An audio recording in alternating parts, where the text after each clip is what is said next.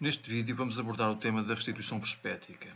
A restituição perspética é um processo pelo qual, conhecendo ou tendo alguma informação acerca da perspectiva de uma figura, conseguimos deduzir os parâmetros do perspectógrafo. Isto é, pontos de fuga, ponto P, observador, distância do observador ao quadro e por aí adiante.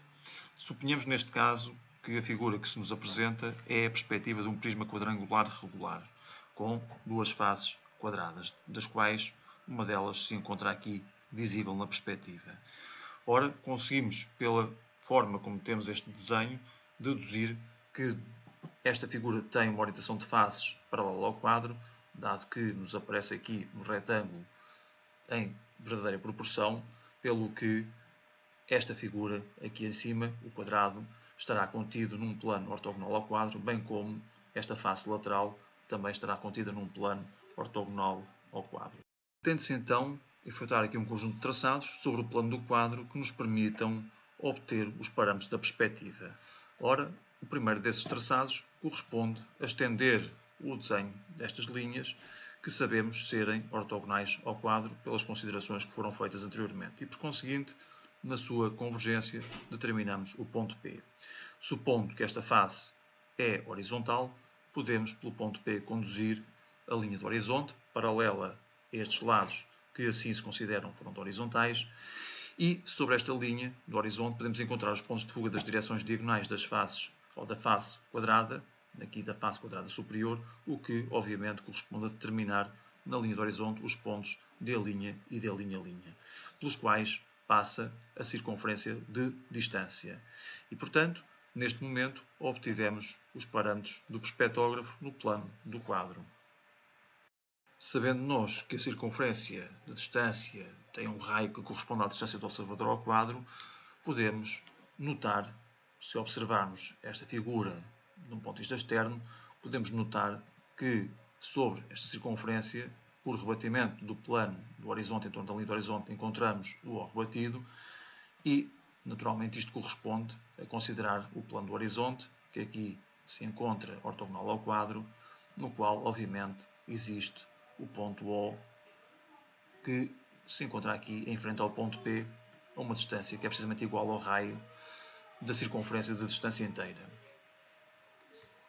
No entanto, esta distância do observador ao quadro, que aqui se representa pelo segmento ORP, não tem propriamente um significado métrico, isto é, não podemos dizer que esta distância são 5 metros, 10 metros, 15 metros, o que quer que seja, isto porque não é conhecida nenhuma dimensão acerca deste objeto. Se for conhecida alguma dimensão acerca deste objeto, por exemplo, o comprimento desta aresta fronto horizontal ou o comprimento desta aresta vertical, então aí podemos estabelecer uma relação do objeto em relação a um quadro. E note-se que nós sabemos que o quadro é o lugar geométrico das verdadeiras grandezas, mas, no entanto, quando produzimos desenhos, há sempre uma escala a considerar. Portanto, dependendo da escala que consideramos para o quadro, em boa verdade, estamos a permutar entre possíveis planos frontais que assumem o papel de quadro. Por exemplo, vamos supor que esta aresta fronto horizontal mede 10 metros e suponhamos que procuramos no nosso desenho a representação do quadro à escala 1:100. Isto significa, por exemplo, encontrar no plano do desenho um segmento fronto horizontal entre estas duas linhas de topo que meça no nosso desenho 10 cm. E esse comprimento corresponderá então a termos encontrado ou termos posicionado o objeto em relação ao quadro na escala 1:100. Quer dizer que este segmento sobre o objeto corresponde a um segmento que está no quadro. E daqui resulta uma determinada distância do observador ao quadro. Mas suponhamos agora que vamos procurar uma outra escala. Por exemplo, a escala 1:200. Então aí devemos procurar um par de pontos, nas mesmas circunstâncias destes, mas que distem entre si não os 10 cm, mas sim 5 cm, sabendo nós que esses 5 cm estão a representar uma distância de 10 metros. Ora, se estes 5 cm representam uma distância de 10 metros, então daqui resulta que a consequente distância do observador ao quadro, nesta escala, é dada por um segmento com a mesma grandeza do anterior e, portanto, esse segmento corresponde ao dobro da distância. No caso, seria 34 metros.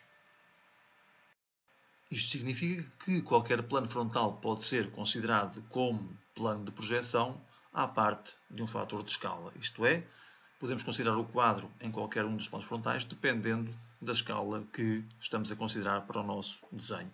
E, naturalmente, isso tem uma implicação na distância do observador ao quadro, que graficamente não muda, mas cujo significado métrico muda consoante essa escolha de plano frontal para quadro. E posto isto, estamos em condições de desenvolver mais o desenho, se for esse o caso, acrescentando outras figuras a esta perspectiva.